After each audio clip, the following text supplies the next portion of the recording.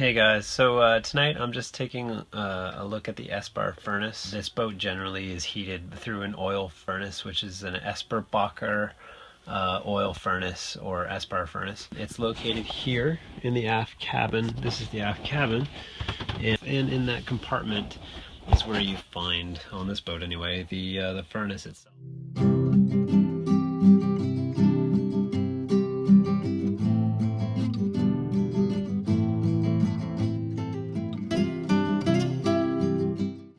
Previously on Sailing Balachandra, we headed out for a day of sailing, and we told you about who we are and how we got into sailing.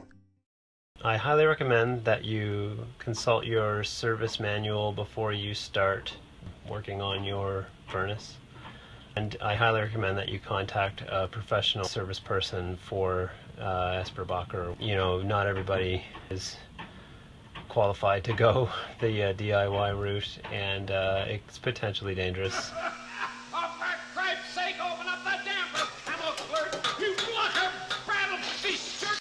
I'm having some problems when I've never run the furnace before. When I go to turn the furnace on, there's an oil pump. The oil pump works, and the furnace makes some noise, and some air blows through the ductwork that would put normally heat out into the boat. But unfortunately on this one, we have no actual heat. It's just air coming out, and I've done some research online, and it sounds like it might be the glow plug.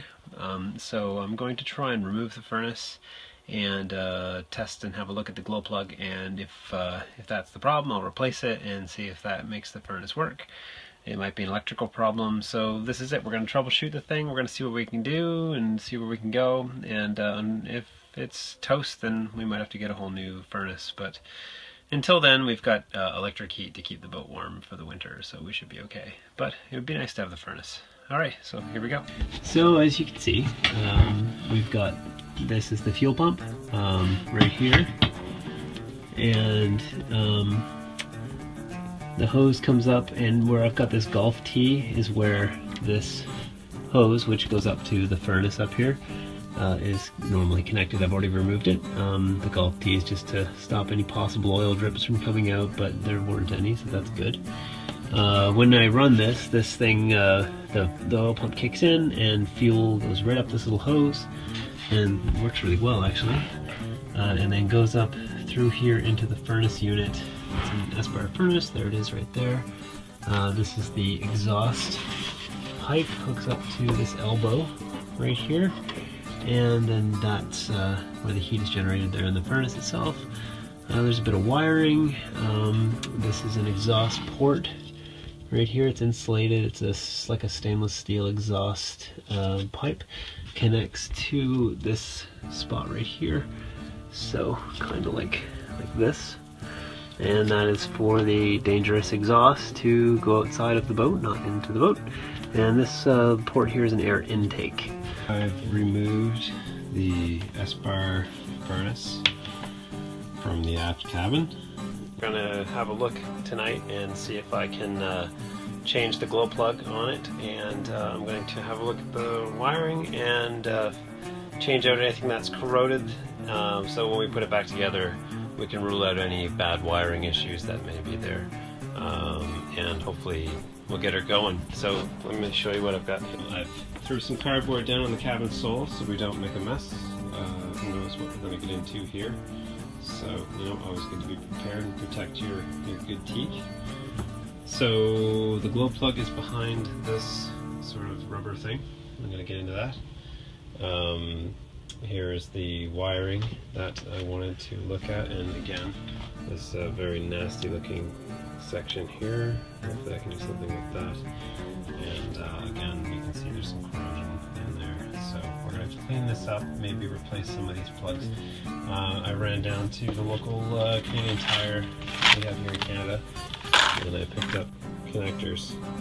I should be able to cannibalize those and maybe replace some of those.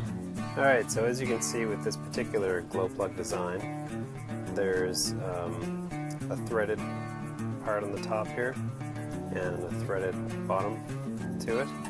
And if you look just inside of here, you can see how this works. There's the threaded nut on the top, holds these wires on, and then this part here is threaded down into that chamber where the glow plug does its thing.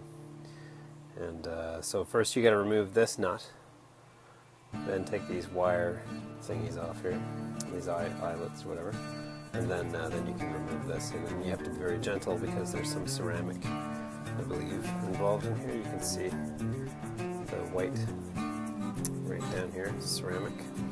So you want to be gentle with this sort of thing and not damage it. All right.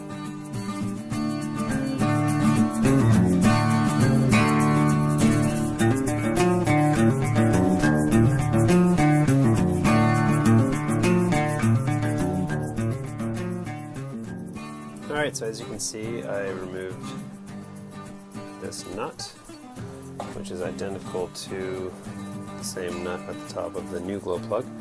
Wiring kit right here.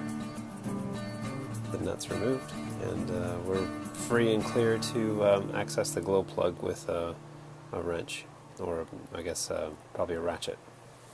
Okay, so you want to be very gentle about removing the glow plug. I've got my ratchet, it fits over the end, so it's good. It's a two-hand operation, and one is to steady the unit, and the other is to turn and don't force it. There. Perfect.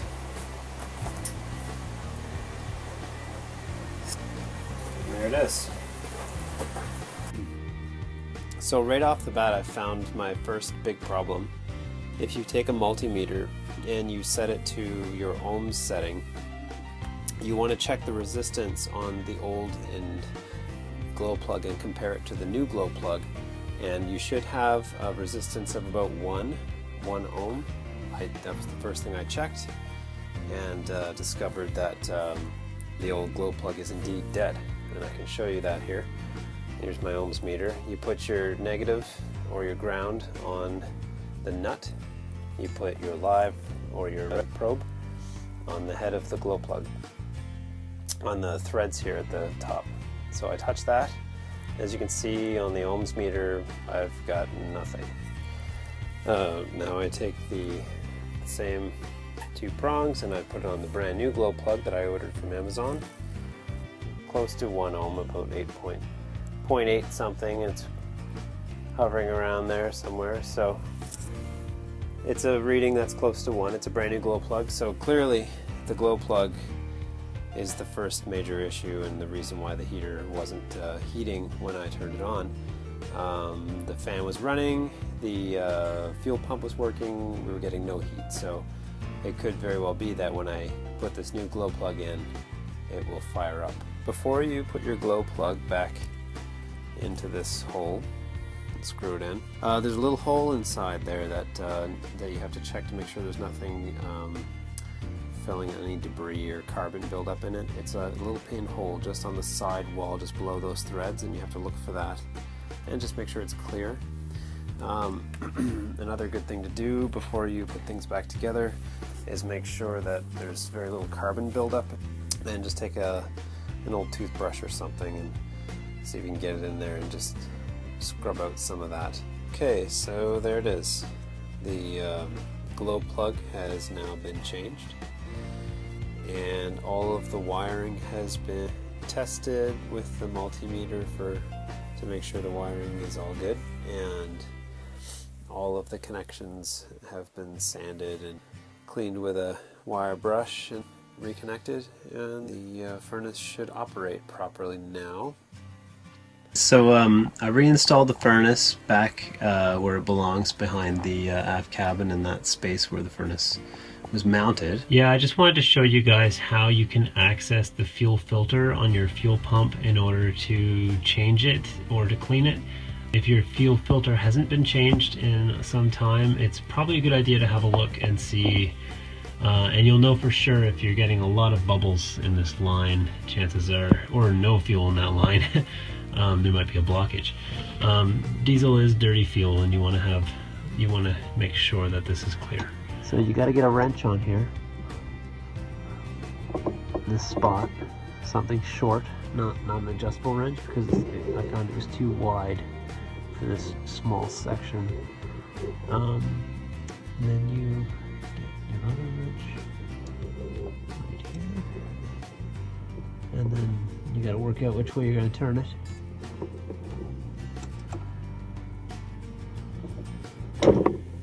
There. Oh, did we slip? Nope, we got it. Okay, so remember to take this off first. Probably a good idea.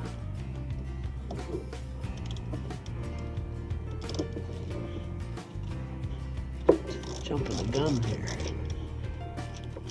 Okay, yeah, you want to remove the hose obviously before you go ahead and take off, so it can get over that bump.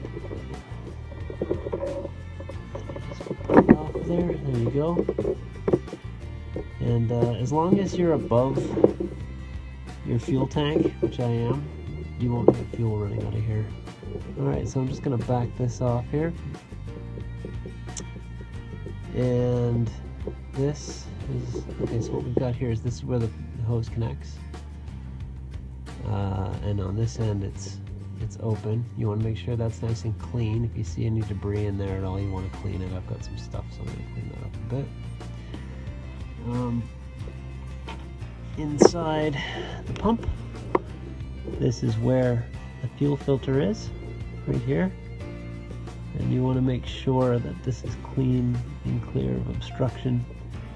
And if you're going to change the filter, then obviously you'd want to get that out. Alright, so get your hands on a pick. And what you do is you look in here, there's kind of a plastic lip, and then you can sort of feel a mesh with the pick. You don't really, if you're going to reuse the filter, be careful not to penetrate the mesh. There. There's the filter. That's what it looks like. Now you want to make sure that this is completely clear and clean of crud. And if you can get your hands on one through Amazon or whatever, replace it. Alright, so we're going to put it back together. What you want to do is get some of this pipe thread compound that works with diesel fuel. I decided to inspect the fuel line, and so here's my tank. I've removed this spout, which goes down in this hole right here, which was drilled at some point for the tank. That's full of diesel in there, and that hole is open to diesel. There's the line that comes out and connects to the end of here like this, and this spout goes down inside the tank and draws fuel. So I took all this apart. I've got there's a nut and a washer that sit on top, and I'll put this back together and show you guys how that works. I wanted to clean out this rod before reinstalling it, so I came up with this great idea where, well, I think it's a great idea, using fishing wire. Just run the fishing wire right into the spout. It comes out the other end. Now what I did was I tied a knot on the other end of the fishing wire, because it's a pretty small hole and there's not much you can run through that, but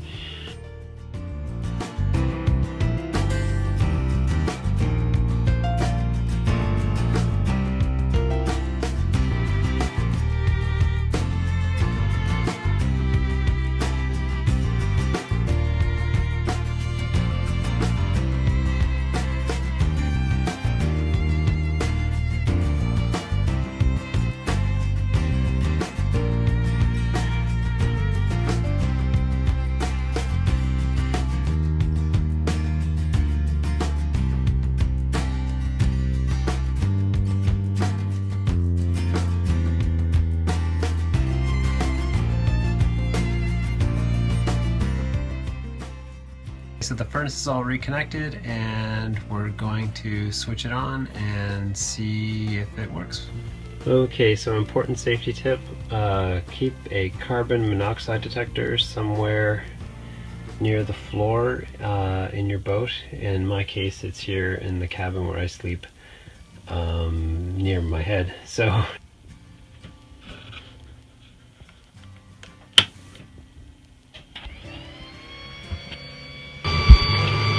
furnace is running. You can hear it there.